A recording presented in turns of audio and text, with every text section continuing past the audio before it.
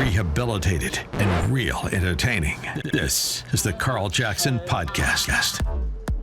All right, welcome to the Carl Jackson Show podcast on this Thursday edition. Guys, you're going to want to not just listen to this interview. I think you're going to want to share this interview and make sure that as many people as possible hear this interview that I'll be conducting here with Cynthia Harris right here in Orlando, Florida. She recently ran for a county commissioner's seat. There's some ballot tricks going on, some ballot harvesting, a ballot harvesting scheme. She's exposed it. Just the News interviewed her. My colleagues, the American Adversaries, interviewed her.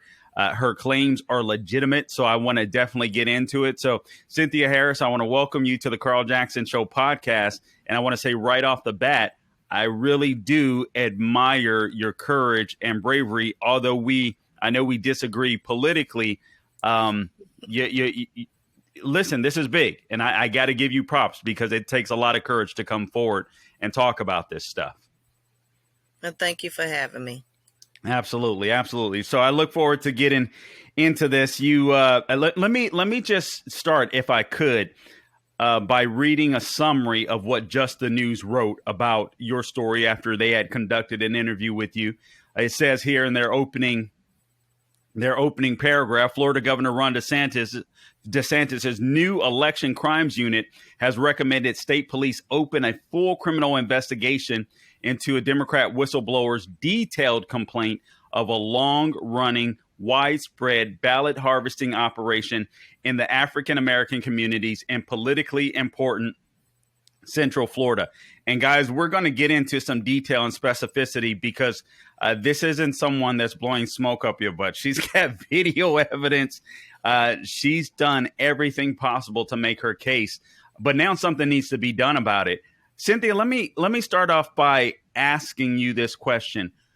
What makes the Black community more susceptible, it seems, to these ballot harvesting schemes? Well, I don't know if you're old enough to remember when I was a kid, when an insurance man would come by to pick up your premiums, you trusted him that when you paid your premiums that your life insurance policy was going to be secure and that your family was going to be able to handle any type of funeral arrangements and possibly have enough money to tide them over once the premium was paid in the event of a death. It's the same concept with the ballot broker. They come by and your ballot is your premium and you entrust that person in taking that ballot to the election polls so that your vote is counted.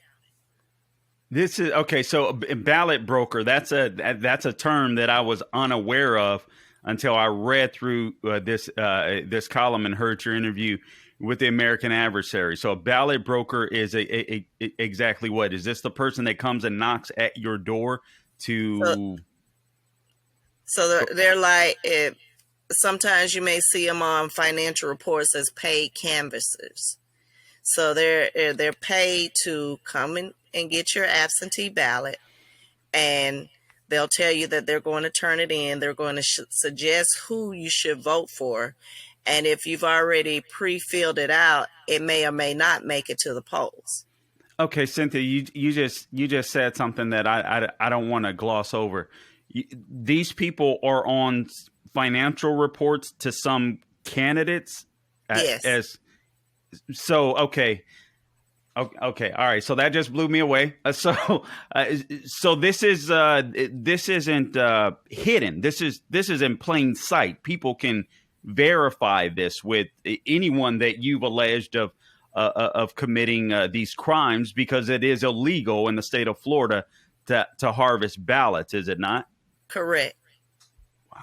This is honestly, you signed a sworn affidavit. So again, with the Secretary of State's office. So for those of you that might be thinking this isn't legit, this is completely legit. Let me ask you this. Okay, so you were running for a county commissioner seat. Correct me if I'm wrong, Cynthia. Correct. And this August, You lost by a very thin margin. I mean, extremely thin margin. But there was some shenanigans that seemed to be going on.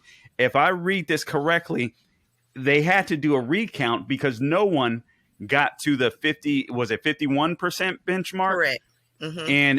And so you were in second place, but every time a recount occurred, my understanding is you kept losing votes. Is that correct? That is correct. So at the end, I lost a total of 14 votes that no one can explain to me where they went. Usually, when you're doing a recount and you're talking about adding over and under votes or absentee ballots that have come in the mail, numbers go up or they remain the same. They never go down. Right. Right. Yes. It wouldn't make sense that they would go down, in my opinion, unless someone was trying to get the results that they wanted. Correct. That's my opinion. Now, let me just say this, and I want to get your response to this. One of the reasons why I'm impressed with your courage and your willingness to come forward is because even though we would disagree on some political issues, probably agree on far more than both of us realize. I don't know. I think it's wrong for people to not get the representation that they deserve, that they voted for, that they asked for. So I do believe this crosses party lines. And here's my concern, and I want to get your response to this. This frustrates me to no end because what the politicians that I think you would get in place that would play a part in this ballot harvesting scheme are people that are more concerned about the power of elected office as opposed to actually representing the people. Correct. And that's obviously your take on it as well. And that's what we're seeing. People that aren't necessarily concerned about the people that would have been representing if you had won the county commissioner's race. You're concerned that they're electing people that are possibly no good and really don't mean to do them well. Well, now they're not electing; they're selecting people that are no good. Fair point. Now, you even say that there's some there's an intricate system funded by liberal-leaning organizations that actually dispatch these ballot brokers into the Black community. So maybe not politicians per se, but organizations associated with the politician, or how does that work? So basically, there's a possibility that there are organizations that they put their machine together because they're more organized, because they have more people to get involved. Some of these people, they don't even know they're breaking the law. And because it has gone on for so long, it becomes part of the norm. It's just like the insurance scenario that I gave you earlier, that, right, these are trusted people. They're people that are known in the community. So you entrust them with your vote, your voice. Yeah, that's so frustrating. And you just said it's gone on for so long that a lot of people may not even understand that it is illegal. I got to tell you a personal story here real quick. I remember when I first moved out here, Cynthia, from Los Angeles. It was back in '93. I went back a couple of times, back and forth, for several years, but ended up landing here. And I remember speaking to, I won't say whom, but someone that had lived in Tangelo Park. Are you familiar with that area? Okay, mm-hmm. So, and this person told me exactly what you're saying now over 20 years ago. Right. I mean, and it was just a regular conversation. It wasn't, we were just talking. I didn't even care about politics then, but we were just talking. And this was a Black gentleman as well. And he was just saying, yeah, this is what they do. And, he just kind of laughed it off. It was no big deal. But I mean, it's anecdotal evidence, but it confirms, at least to me, what you're saying, that this has been going on for a long time and nothing has been done about it thus far. But now you've taken, for those that may say, okay, this is just someone that's bitter. She lost her race. And so she just wants payback. Well, the Election Crimes and Security office, if you will, or division, whatever this newly created office is in Tallahassee, they found your allegations credible. Well, that's because I have a long history of people who came before me that were making the same complaints that fell on deaf ears. This is not my first complaint.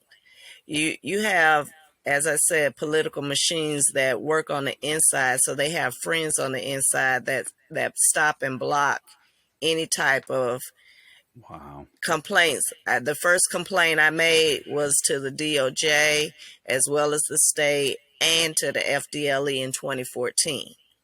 There were people that made complaints in their elections prior to 2014.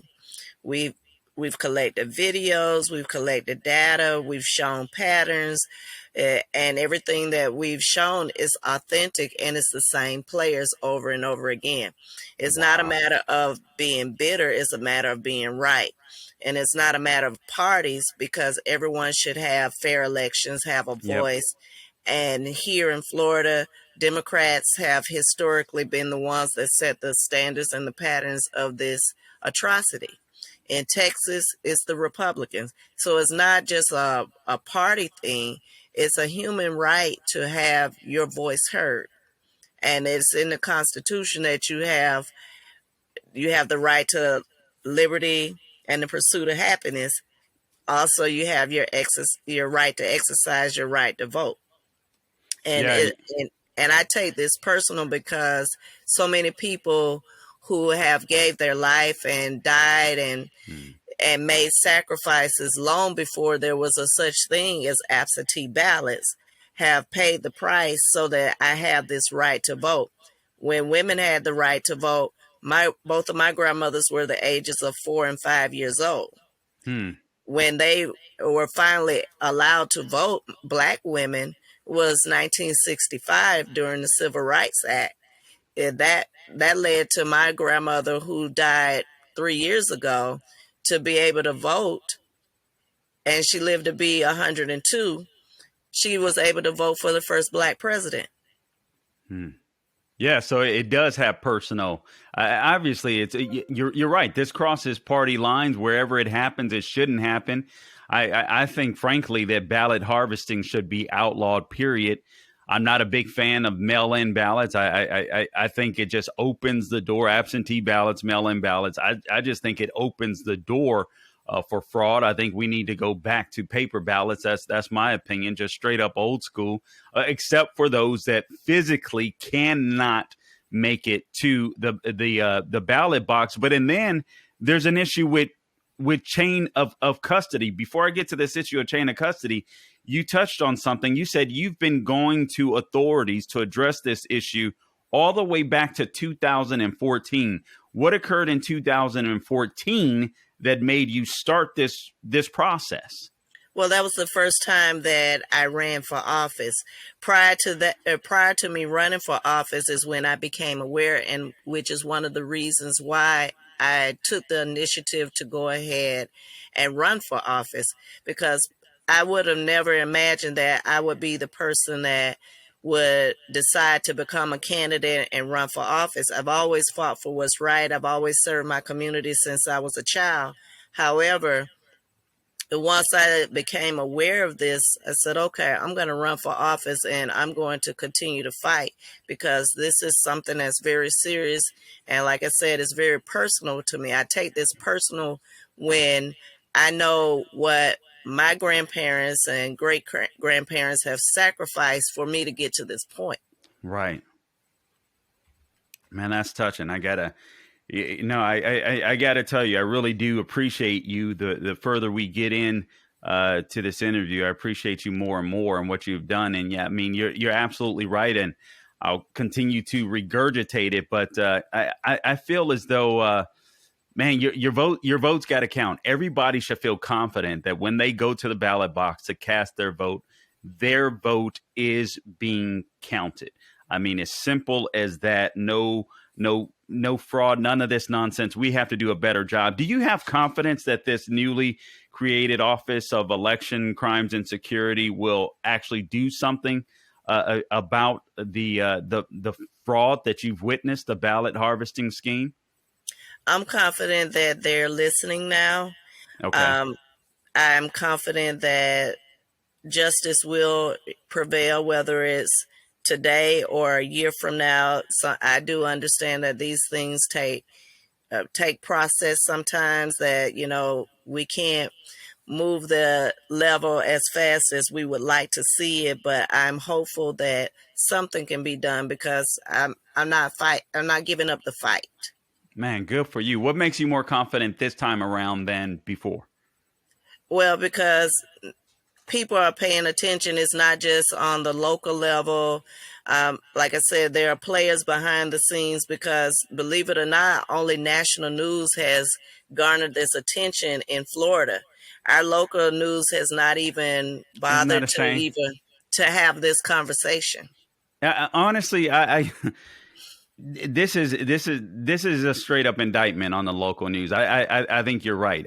I feel like the local news organizations have become so much more commercialized and less focused on issues that matter to local people. I mean, a few heart wrenching stories or a few criminal stories, and it doesn't seem like journalists are doing the job that they used to, and it's sad because I think I feel the same here. And again, this isn't just happening in the state of Florida and not necessarily just with the Democrat Party, but it does seem like, Cynthia, that the Black community is often probably the worst victimized from these ballot harvesting schemes. Let me get your take on that.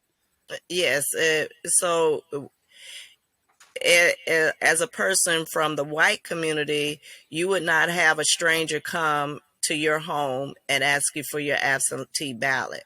It's almost like you wouldn't allow a burglar to just come into your house and say, "Hey, just take all my stuff, if free for all." Right. So, like I said, the African American community is the most vulnerable. They're preyed upon because they don't have the resources, and most of the time they're not educated enough to understand that this is wrong. It's just something, like you said, it's just something that has occurred for so long that oftentimes they just don't think anything of it. And people on the outside might think, well, how could this be taking place? And it's a lot of people that end up being taken advantage of in the Black community. You spoke of an experience that you had in 2017 when one of these ballot brokers came to your door. Tell us about that story and what you ended up doing. Actually, it was 2014 when Okay. when I ran, and what happened was they were coming to pick up ballots for another candidate because I was in a municipal race, which that wasn't to my favor. But Wait, there wait, was hold on. They were coming to pick up a ballot for another candidate. Were yes, you in that race with that no, candidate? Okay, no, okay, no. So the municipal race happened to have fallen in the spring, okay, and the primary for the county-wide races was in August of that year.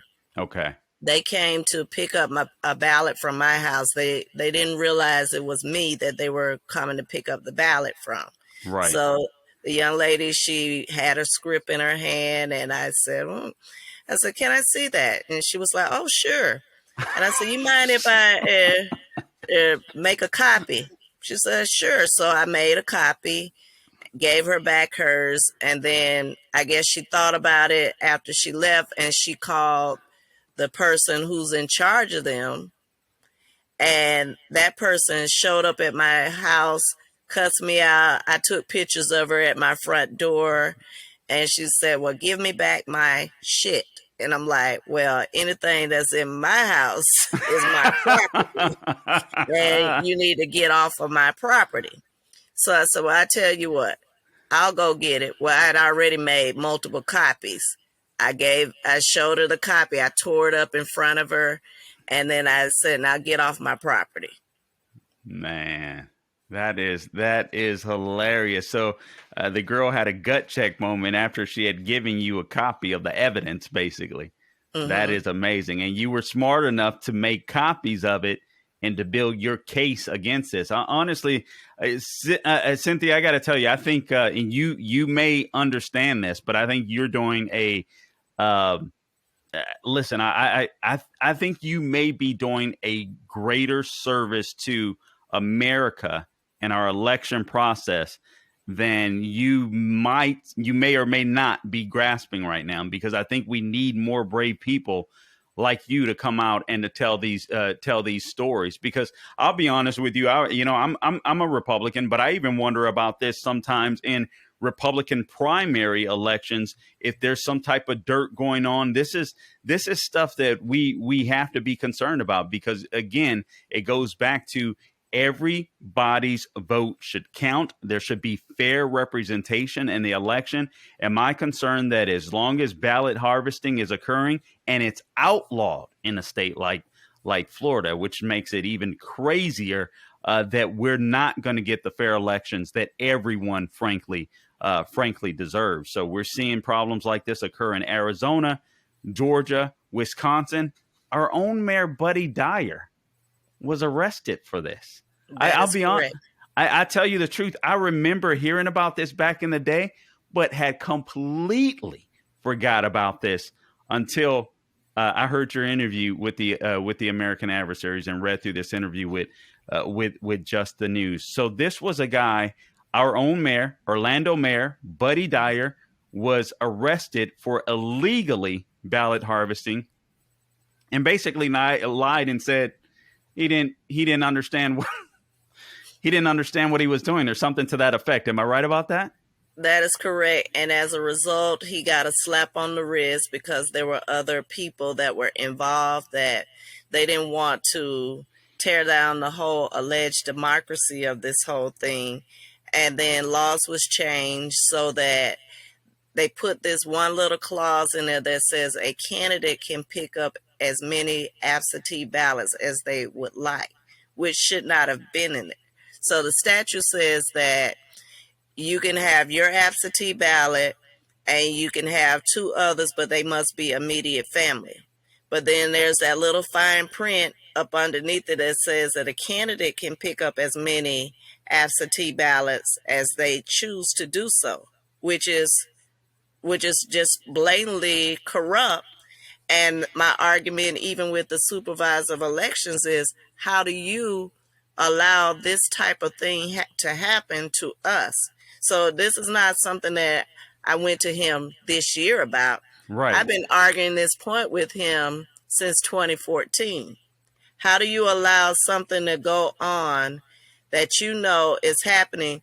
You allow that to happen in the black community, but you would never uphold this in the Man, white community. man, it's almost as if this supervisor of election, is it Bill Cows? Correct. That he knows that this stuff happens in the community, and he's willing to allow it to slide.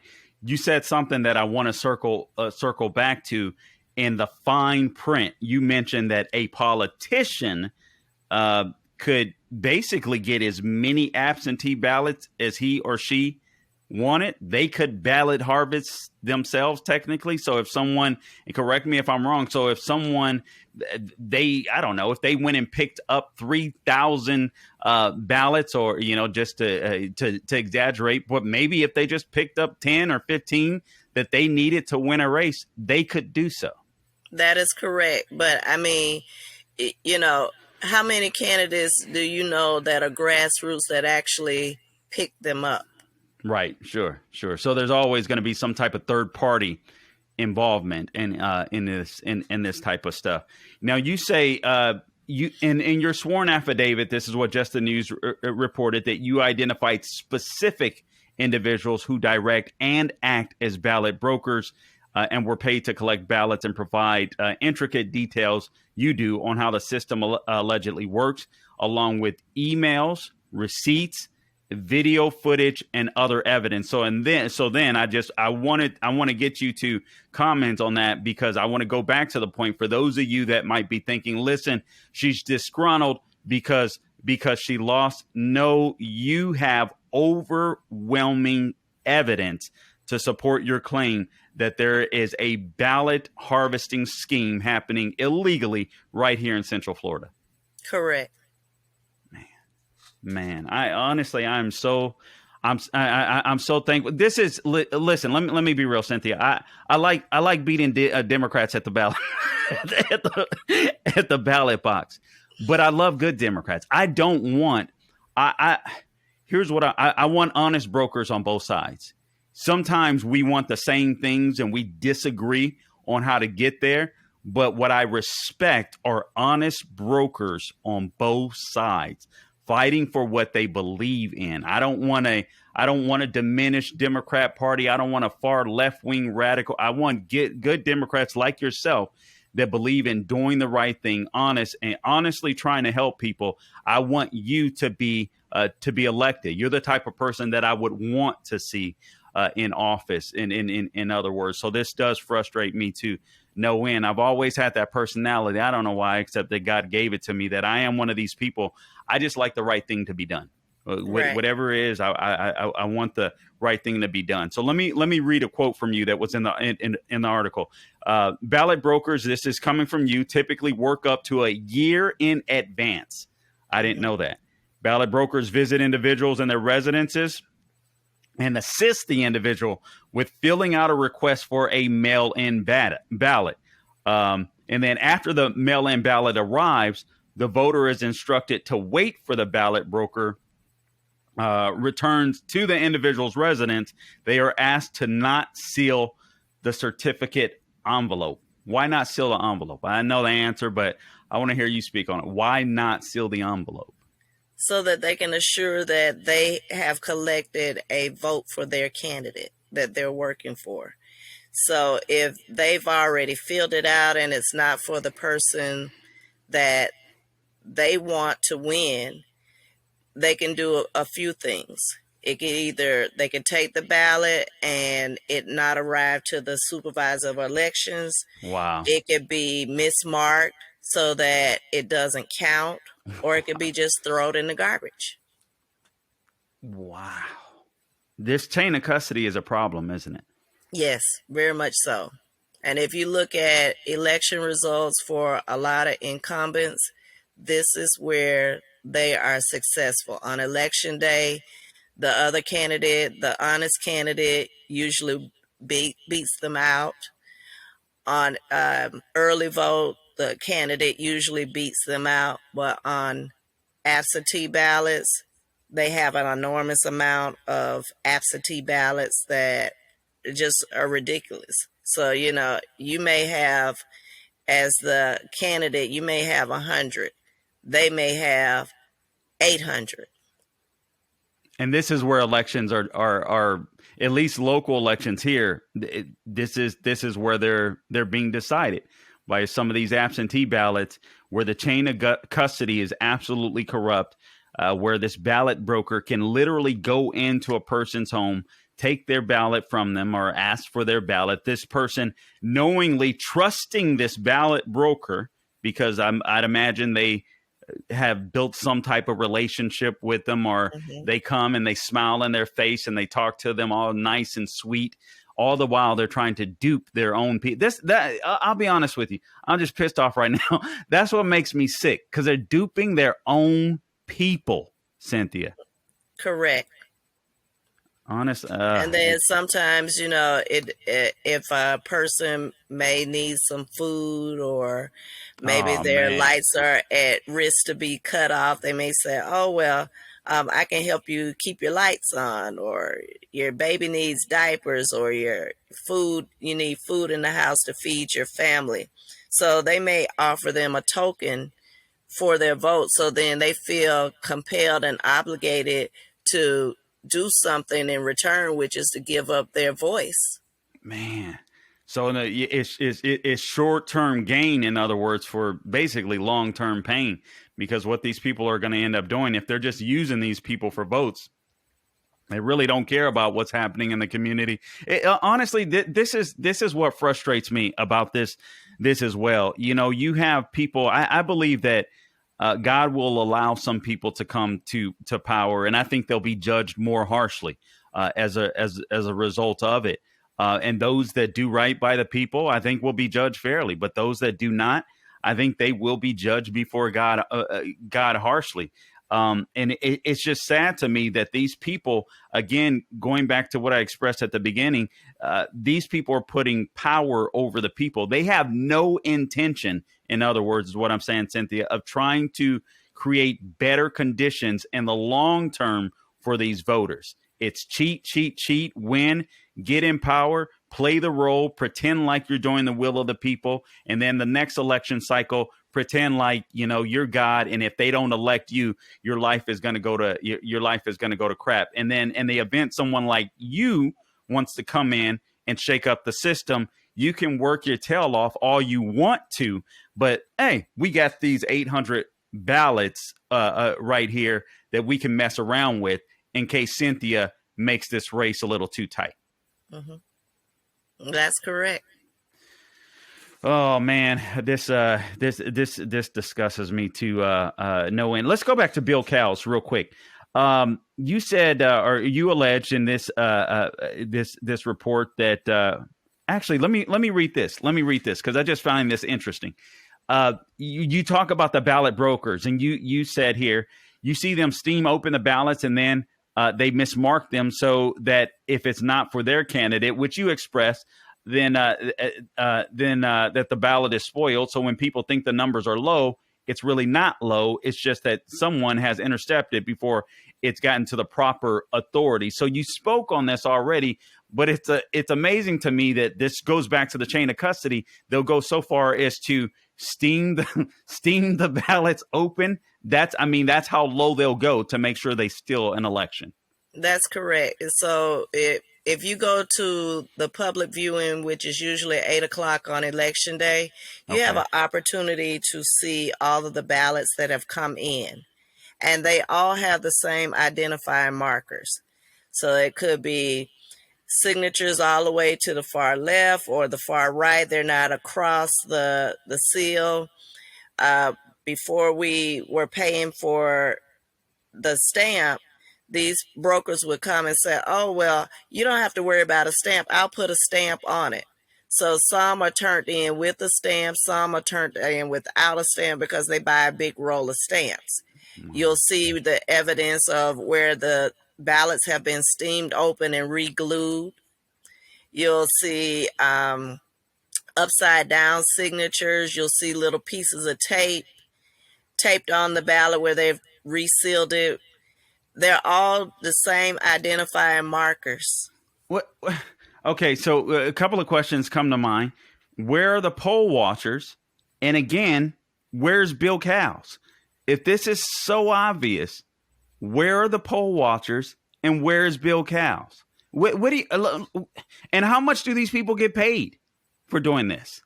So right now the going rate is for every good ballot, you're getting $10. Wow. For every one ballot. So you work your butt off. You can make a decent living. You can make a decent living, collecting some ballots in a day, duping some of your own people in a day. That's correct. Unbelievable. Cynthia, is there anything that you want to add to this? What do you want people to be aware of? What do you want to see happen ultimately when it comes to ballot harvesting? Well, I think that little clause that Mayor Dyer enlisted into the Florida statutes about a candidate picking up ballots, that should be stricken from the statutes, number one. Okay. Because it opens up Pandora's box to say that, okay, well, Buddy Dyer, the candidate, can go and turn in all these ballots, which we know he won't, or any other candidate. Sure. So I think first and foremost, I think the statutes need to be a little bit more specific so that people understand how much of this is a problem and that these people should be prosecuted and made examples of to the fullest extent of the law, because this has been an atrocity for decades. It's not something that just happened. And it's not something that I complained about yesterday. I've been complaining for years. Others have been complaining for years, and it always happens in our community. And we must get more education so people will understand that this systemic cheating needs to stop, because we are too trusting and we don't have the resources to fight back. So, when people have come to your house and you got to now do a provisional, it's disheartening when a poll watcher is watching a voter who comes to the polls and they say, "I'm sorry, sir. I'm sorry, ma'am.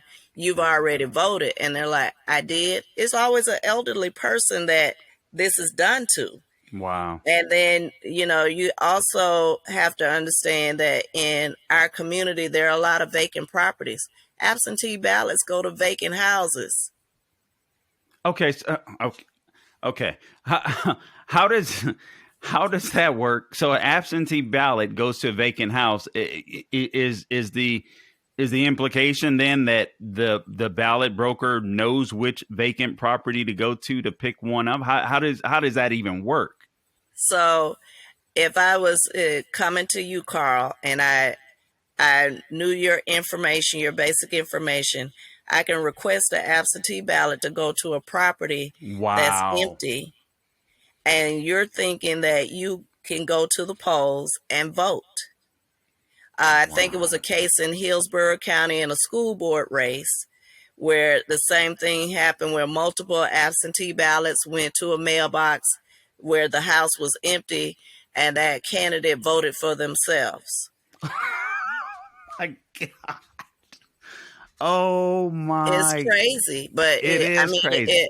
It happens. You may go to a house, and I'm a grassroots candidate. I've gone to houses where I get the voter roll from the supervisor of elections, Right. and they'll say, "Oh, grandma or grandfather or auntie or cousin has been dead for 5 years or for 10 years, but they're on my voter roll, and I'm there to ask for their support and their vote.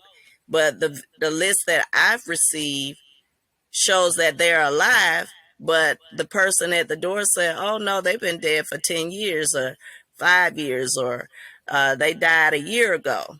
But the supervisor of elections will keep saying they got state-of-the-art equipment, that they're in tune with vital statistics. When there's a Wow. death, that they know about it. Candidates have been, their petitions to get on the ballot, I've been rejected for a lot of petitions where they'll say that dead people signed my petition or that I've submitted copies when I know I didn't. These are original documents. It's to make you pay to get on the ballot. Another candidate in this last election, 350 of her petitions were rejected because of date format. They've never rejected a ballot for date format. What is date format? Date format on a petition, it'll say you're supposed. This is the 10th month, 10th day, 2022. Okay. So that's the format you're supposed to write: 10/10/22. Okay. Well, a lot of people, especially older people, they may put October 10th, 2022. They may write it fully out. I got Or you. they may do the dash, and they may not put the zero. No way. So they'll just be yeah. disregarded. They'll just be Yes. disregarded. Yeah, so that was the new thing that they did this year to reject ballots. Date format, tell your date, dead people, sign your petition. You've turned in photocopies, only to discourage you from getting your petitions, to keep you off the ballot, to make you pay the fee. Wow. And they have no interest in cleaning up the voter rolls, Cynthia, because there's a lot of wiggle room. That is correct.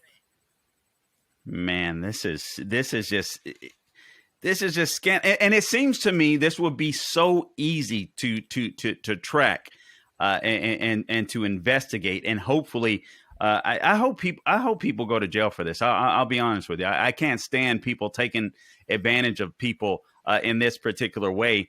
Nursing homes, you mentioned a lot of times people will show up to vote and it's the elderly. So I'm assuming either nursing homes or maybe just elderly people that are still in their homes or living with family members or what have you are often taken advantage of, maybe the most, would you say, within the Black community, or is that what you see the most of? Yes. So typically the nursing homes that are in our community, the Black people that are within those nursing homes are preyed upon to get their absentee ballots and vote. So they could be living in those facilities permanently, or they could be in rehab at the time, and someone will come and pick those up as well. Let me ask you this. Have you ever considered asking Governor Ron DeSantis for a job within this state, this Office of Elections, Crimes, and Security? I'm being completely serious because I think you'd be good at it. I this is just me talking, but I think this is probably something you should entertain, or some type of, because you've seen the inside of it. I mean, you know how it works from A to Z. You know the tricks. Who better than you to either develop some type of organization or work within this Office of Elections, Crimes, and Security to make sure that no one is taken advantage of? And you seem like a good, decent, honest person to me.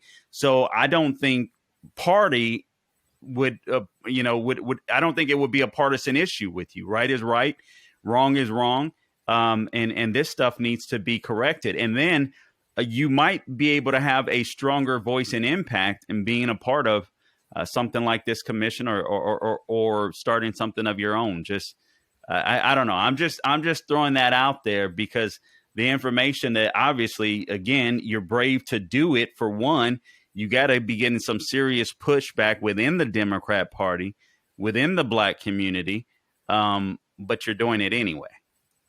Well, I get more pushback from the Democrats because I'm not part of the status quo or the cliques. Right. And so when you're not part of the cliques, you're going to get pushback. When you're actually doing the work that they should be doing for the party and for the people, you're going to get pushback because it shows them up. Yeah, that's so true. I mean, even on the Republican side, there's definitely pushback between what we call establishment Republicans as opposed to grassroots candidates like yourself that are coming in and saying, wait a minute, you guys haven't been doing things right. We want to, shake things up a little bit. We want the people to have a say. We want you to do the people's business. And these power brokers within these parties have an incentive to keep this gravy train going, getting paid, getting all this prestige, all this power, and not really caring about the people. So the people, ultimately, their voters ultimately remain victims of their policies because they really don't care about the people. Correct. They really don't care about the people. All right. Well, Cynthia, listen, I hope you go call Governor Ron DeSantis today.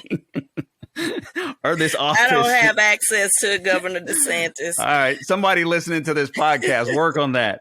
Work on that, man. We got to get you in that office. You need to be in that office, the Office of Election, Crimes, and Security.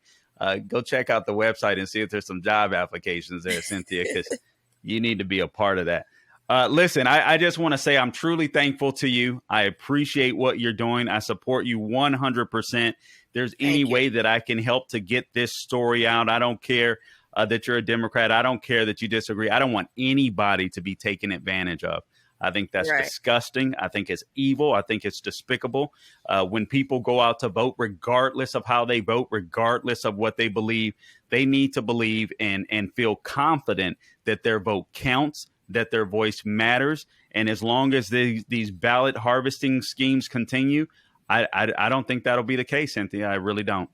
And that's what's so disheartening about it, because when you're out in the community and you're talking to people about the injustices and the atrocities that are going on, they don't have any hope. It's like the conversation is always, that's what they do, that's what they always do, because we allow it, because we don't know how to fight back, and we don't have the resources to fight back, and we don't have anybody listening. As I said, I've been fighting this fight for quite some time. It's not because the election was not in my favor. Right is right and wrong is wrong. I don't care who you are.